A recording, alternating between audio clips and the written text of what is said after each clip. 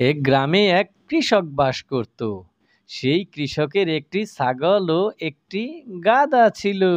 গাধাটি প্রচুর কাজ করত, তাই কৃষক তাকে প্রচুর খাবার দিত।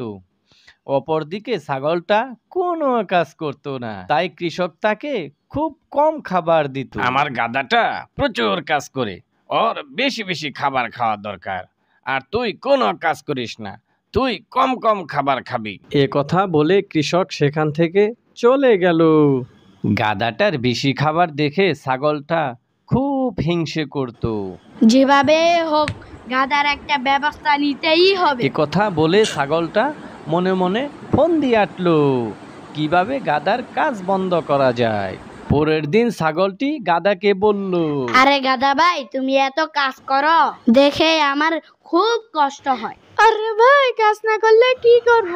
তুমি যদি অসুস্থ হওয়ার ভান করো তাহলে আর কাজ করতেই হবে না। ছাগলের কথা মতো গাধাটি অসুস্থ হওয়ার বান করলো। আরে আরে, আমার কি সর্বনাশ হলো, আমার গাধাটি অসুস্থ হয়ে গেছে, যাই আমি একটি ডাক্তার ডেকে আনি।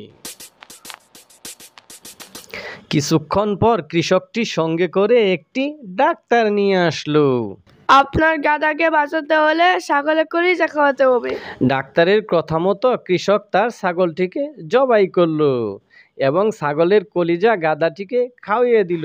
ছাগলের কলিজা খেয়ে গাধাটি সত্যি সত্যি সুস্থ হয়ে উঠল। নীতি কথা হলো, অন্যের ক্ষতি চাইলে সব সময় নিজেরই ক্ষতি হয়।